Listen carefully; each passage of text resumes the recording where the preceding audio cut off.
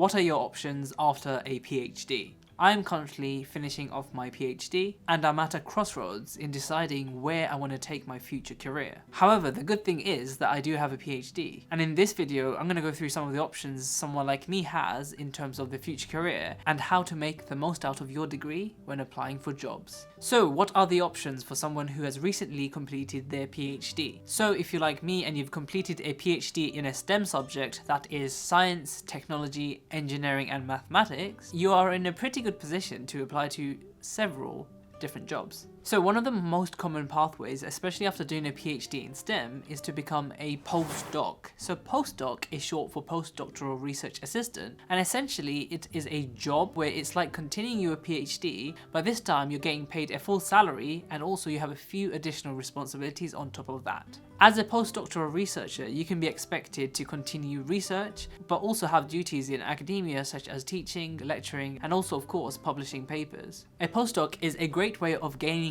the necessary experience required to climb the rungs that is academia.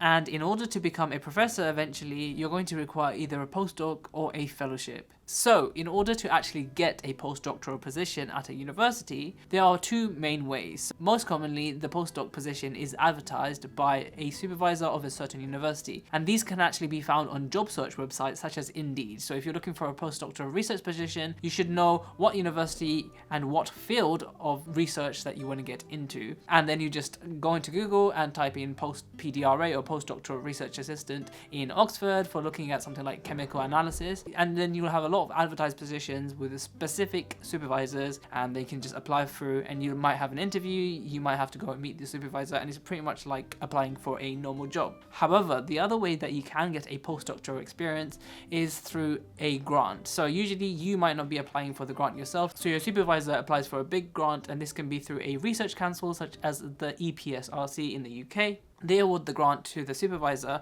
and this grant has a certain money allocation that contributes to your salary. So this is a much longer way of getting a postdoctoral research position, but also if you're very close to your supervisor, you can be part of the grant application process and you can put forward the ideas that you want for your research idea. So it is pretty much brand new from scratch. You have your own research idea, as long as of course you have a good connection with a current supervisor. And this is what I've been doing over the past year and applying for this really big grant.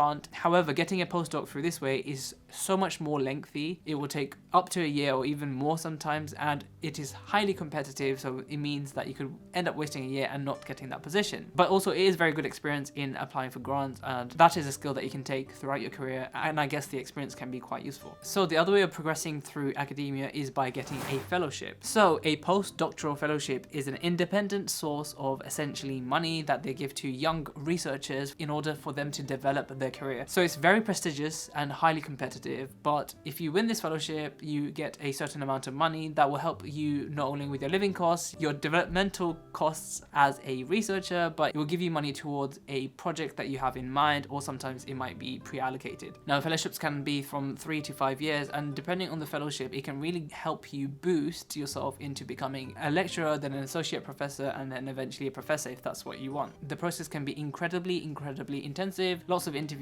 very competitive, so you're basically going toe-to-toe with some of the best people in your field. So it can be very competitive, and also you're going to probably require a lot of publications, a lot of work during your PhD. So if this is something that you're not interested in, or you feel like you haven't maximized your PhD, there are so many other routes you can go through having completed your PhD in STEM. For example, many PhD students get into what they call industry. So essentially, as a PhD student, you always hear, are you going to go through academia or industry? So industry is basically everything that's not directly related to academia. For example, a lot of PhD students actually go and work for large companies such as pharmaceutical companies with the likes of Pfizer and GSK, and of course many other companies. In these roles, you become a researcher. You will use your skills as a PhD student to really fulfill some of the goals that entail the industrial field, and there's a completely different sense of speed when it comes to industry. There are also many jobs available in healthcare industries and the private sector, as well as the medical professions. Research scientists can specialize in life sciences, maths, and physical sciences. Many other PhD students also get into other professions outside of academia and healthcare. These professions include finance and consulting. However, in order to apply for these jobs that don't exactly fit the bill for a PhD student, you're going to have to really be able to sell your skills you've gained as a PhD student. As a PhD student, you're gaining skills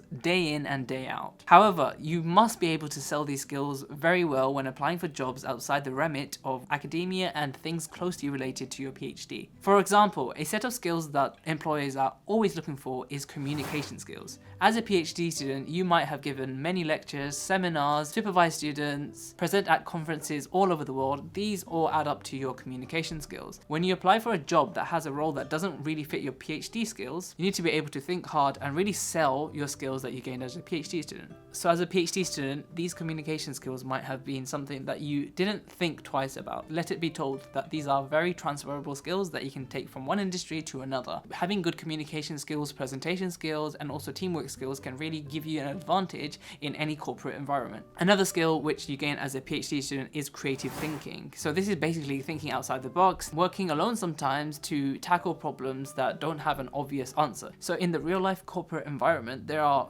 always problems that you have no idea how to solve, and you can't always just go and ask someone for help. And this is where critical thinking really comes in. When a problem is given to you, such as a client having a problem with something that doesn't have an obvious answer, you need to be able to utilize all the resources you have in hand to be able to communicate with people that might be able to help solve the problem. You need to be able to think fast. You need to be able to solve problems without really bothering your manager. Furthermore, a lot of PhD students actually have good management skills. So as a PhD student, I know how to manage so many projects at once, working simultaneously with about 5 projects at one time, publishing papers with deadlines that come up left, right, and center. Also, you have to be able to manage students, which sometimes I'd have 6 students at once. All this is a very good example of having great management skills. And when you're applying for a job, whether it's corporate or whether it's in academia, make sure to really advertise these skills and show the employer exactly how these can be beneficial to the team. Furthermore, similar to creative thinking, problem-solving skills is something that you have as a PhD student. If you've ever supervised any students, you will realize that nothing will ever go to plan, and this is where your problem-solving skills comes in. Sometimes they might follow the exact words on the materials and methods and still get nothing like what it looks like in the results. It is therefore very important to be able to diagnose problems, see where things are going wrong, and essentially find a creative solution to the problems. Writing is a skill that is incredibly important, and I've recently applied for a dream job. I might speak about that later if I get it, but one of the key things was my writing skills. So as a PhD student, I've actually to date published in 17 peer-reviewed international scientific journals, which is probably the most out of any PhD student in England or something along those lines. It's very much a very high number, but it allows me to really be creative in my writing abilities. It allows me to show, have something substantial to show people that I have published 17 papers, including 5 literature reviews, which includes surveying the current literature, all the history of the literature, and coming up with new concepts and ideas that go towards enforcing an idea and hopefully explaining to the reader in very quick detail and saving them time and effort in the future. So it's very important to be able to understand the skills you've gained and actually show off that as well in your application. Another skill that you might have as a university graduate, not just a PhD student, that you might not realize to put into your CV or your interviews for your employers is being part of societies and clubs. So as a student, you really are spoiled for having the opportunities to join certain clubs and societies. And this really can tell a lot about you as a person, because not only does that give you some sort of commitment and responsibilities, it also shows that you can work well in groups and teams. And this is an amalgamation. This is bringing together all your skills and showing it off in a package that doesn't really seem like a skill, but it is. So I really hope this video has helped someone on their journey after their PhD if they're deciding what to do. Really, it seems like there's only academia and industry, but the truth is there are so many jobs available for PhD students, and the package of skills that you've learned as a PhD student, in addition to the title that you receive, which is a doctor title, which always gives credibility, is a great position to be in. So if you like this video, please press like and comment down below if you want me to make a video explaining anything else about being a PhD student or a PhD graduate. And as always, thank you for watching.